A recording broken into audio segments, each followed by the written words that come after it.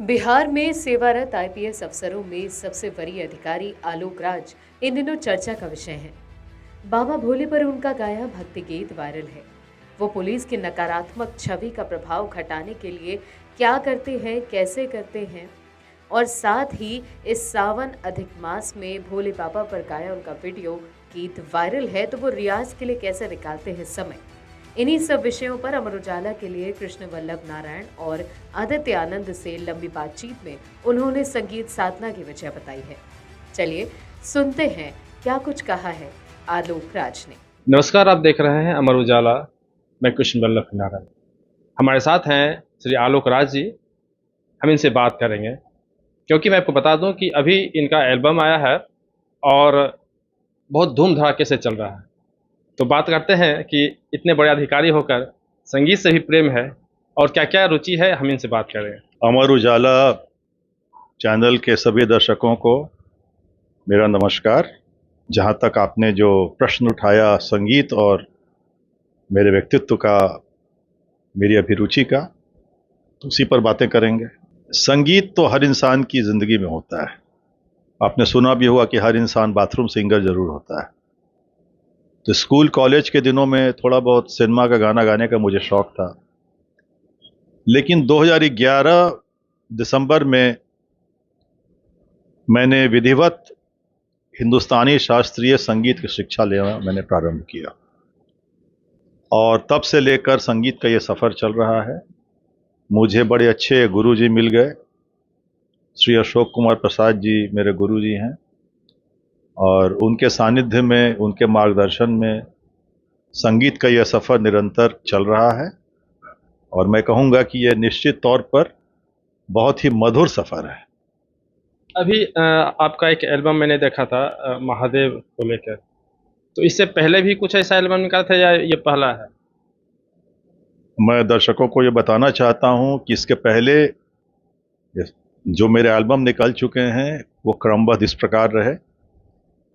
पहला एल्बम मेरा था साईं बाबा के भजनों का, साईं अर्चना, जिसे टी सीरीज ने 2017 में रिलीज किया। उसके पश्चात मैं देश के विख्यात गीतकार और कवि पद्म भूषण डॉक्टर गोपाल दास नीरज जी से जाकर अलीगढ़ में मिला और मैंने उनके गानों का राइट्स लिया। उसके बाद मेरा एल्बम नीरज के गीत रिलीज हुआ, ये भी टी सीरीज ने रिलीज किया।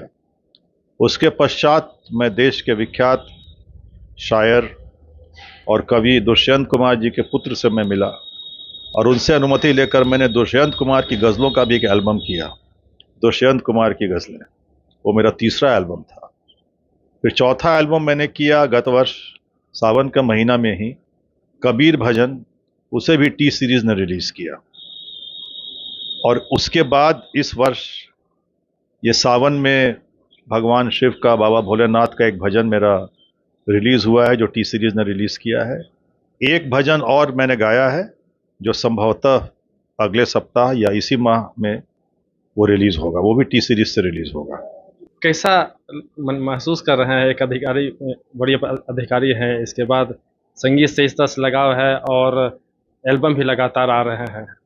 मेरा ये मानना है कि संगीत इंसान के व्यक्तित्व को पूर्ण करता है और चूंकि मैं एक पुलिस ऑफिसर हूं, तो पुलिस सेवा में जो पुलिस सेवा की जो नकारात्मकता है, नेगेटिविटी है जो पुलिस की नौकरी की या पुलिस के वर्क स्टाइल की, और जो पुलिस सेवा का जो तनाव है वो पुलिस ऑफिसर्स के ऊपर हावी हो जाता है। और इसीलिए शायद आप देखते होंगे पुलिस ऑफिसर तनावग्रस्त रहते हैं, उनके उनके आचरण में एक चिड़चिड़ाहट आ जाती है या गुस्सा स्वाभाविक तौर पे उन्हें आता रहता है। तो मेरा ये मानना है कि संगीत एक ऐसा माध्यम है, यदि इंसान संगीत की साधना करे तो दो बातें स्पष्टतः उसके व्यक्तित्व में आएंगी।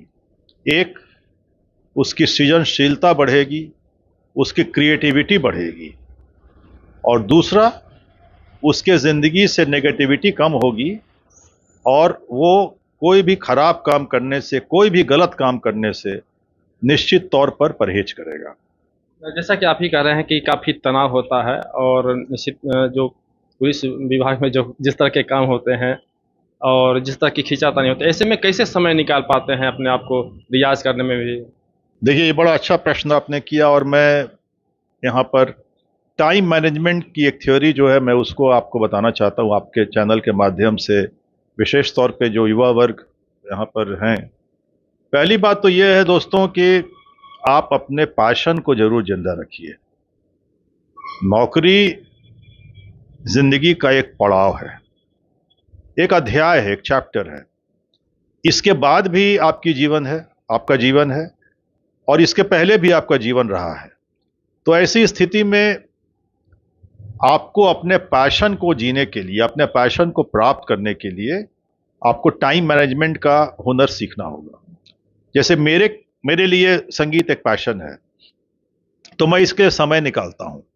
मैं सुबह में मॉर्निंग वॉक भी कर लेता हूं, एक्सरसाइज भी करता हूं और रियाज भी करता हूं और समय से ऑफिस भी पहुंच जाता हूं। फिर ऑफिस से लौटने के बाद यदि मौका लगा तो रियाज किया, अन्यथा शनिवार रविवार को जरूर मौका मिलता है, छुट्टियों के दिन मौका मिलता है तो मैं रियाज कर लेता हूं, गुरुजी को बुलाता हूं और मैं रियाज करता हूं। आज शनिवार है, आज भी मैंने रियाज किया है। तो इस तरह से आपको टाइम निकालना होगा, क्योंकि यदि टाइम आप निकालना सीख जाएंगे तो ये आपके व्यक्तित्व का, आपके रूटीन का एक हिस्सा बन जाएगा। आपके लाइफ की जो पैटर्न है, लाइफ की रूटीन है, उसका हिस्सा बन जाएगा और आप बखूबी टाइम निकाल कर अपने पैशन को जी सकेंगे और आप अपने प्रोफेशनल लाइफ को भी पूरी तरह से सार्थक रूप से अंजाम दे सकेंगे। जो आपके साथ जो काम करते हैं लोग, कभी ऐसा भी मौका मिला है कि कोई मौका मिला है और उनके सामने में हम प्रस्तुत करें तो उसमें कैसा महसूस कर रहे हैं? ऐसा कभी मौका मिला है क्या? नहीं, मैं मंचीय प्रस्तुति तो मैंने बहुत दी है। मैंने आकाशवाणी पटना में प्रोग्राम दिया है, दूरदर्शन बिहार में दिया है प्रोग्राम, मैंने डीडी उर्दू दिल्ली में प्रोग्राम दिया है।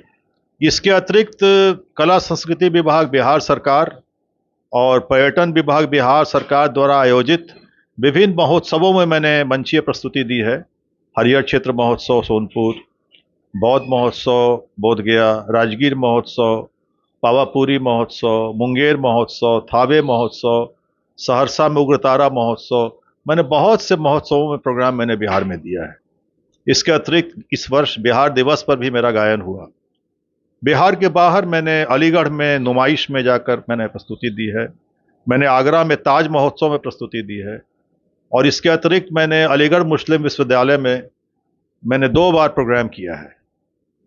और हमेशा मेरी कोशिश रहती है कि कुछ प्रोग्राम में कुछ नया कर सकूं।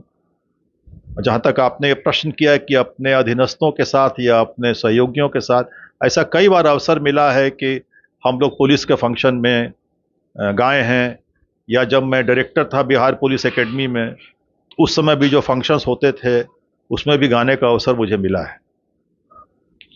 अब आगे की क्या रणनीति है? आगे की रणनीति यह है कि ये जो बैलेंस मैंने बनाया है अपने प्रोफेशन और अपने पैशन दोनों को साथ साथ लेकर चलने का, तो मेरी ये कोशिश रहेगी कि मेरा प्रोफेशन भी बिल्कुल अक्षुण्ण रहे। प्रोफेशनल दृष्टिकोण से मैं कहीं कॉम्प्रोमाइज़ नहीं करूं। जो 100% प्रोफेशनली मुझे देना है एज एन आईपीएस ऑफिसर, मैं वर्तमान में डीजी विजिलेंस के पद पर हूं, तो मैं 100% अपने प्रोफेशन को, अपनी नौकरी को, अपने पद को दूं। परंतु इसके साथ साथ जो भी मुझे वक्त मिलता है मैं उसका सार्थक उपयोग कर सकूं और अपने पैशन को भी जी सकूं। सर, समाज को अपने संगीत के जरिए से क्या संदेश देना चाहते हैं? संगीत एक ऐसा माध्यम है जो धर्म, जाति, अमीर गरीब, संप्रदाय की सीमाओं से दूर है। यहां तक कि ये अंतर्राष्ट्रीय सीमाओं से भी परे है। संगीत वो साधन है जो समाज में प्रेम, भाईचारा, सामंजस्य, दोस्ती का पैगाम देता है।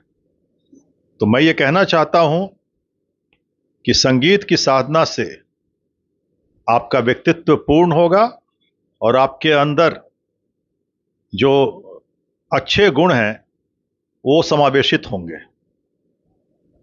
ये देश की सीमाओं से, धर्म की सीमाओं से, संप्रदाय की सीमाओं से, जाति की सीमाओं से भी परे है और इंसान को इंसान से प्रेम करने का संदेश देता है।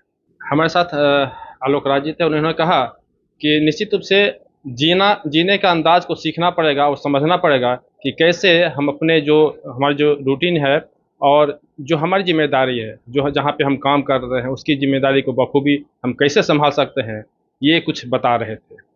पटना से अमर उजाला के लिए कृष्ण बल्लभ नारायण। अमर उजाला अब आपके टीवी पर भी। अपने स्मार्ट टीवी पर यूट्यूब पर सर्च करें अमर उजाला, चैनल सब्सक्राइब करें और देखें ताज़ा खबरें, वो भी HD क्वालिटी में। और हाँ, बेल आइकन दबाना ना भूलें ताकि हर खबर हो आपके घर। अमर उजाला, निष्पक्ष, निर्भीक, निरंतर।